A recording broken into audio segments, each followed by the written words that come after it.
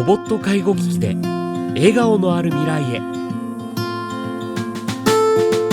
日本はですね、その高齢化という意味では世界でトップクラスにいるんですね。何十年かするとですね、国民の3分の1ぐらいが高齢者になってしまうと。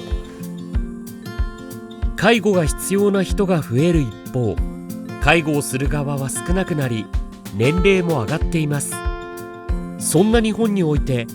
介護とどう向き合うべきなのでしょうか。高齢化イコール暗いイメージをですね持たれること多いかと思います。高齢化問題であるとかですね、本来その人が長生きするってことは嬉しいことだと思うんですよね。だからこそ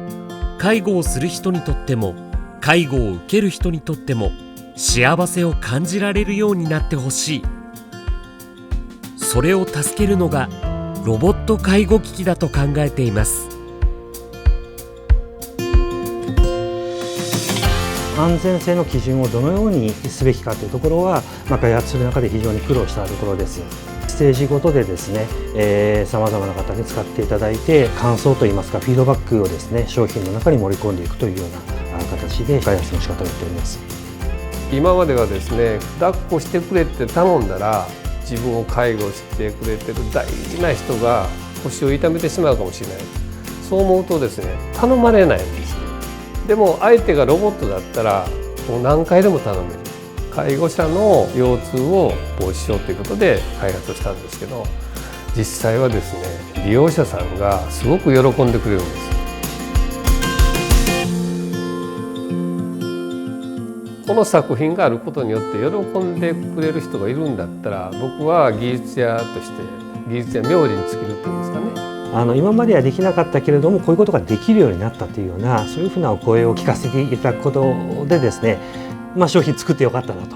というふうに感じることがありますが、そういったところが多分一番のやりがいかなというふうに思ってます。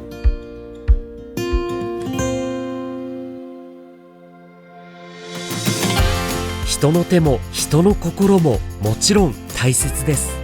だからこそここぞという時に手を差し伸べられるためにロボット介護機器があります。経済産業省日本医療研究開発機構では、介護現場へのロボット介護機器の開発支援・導入促進を進めてきました。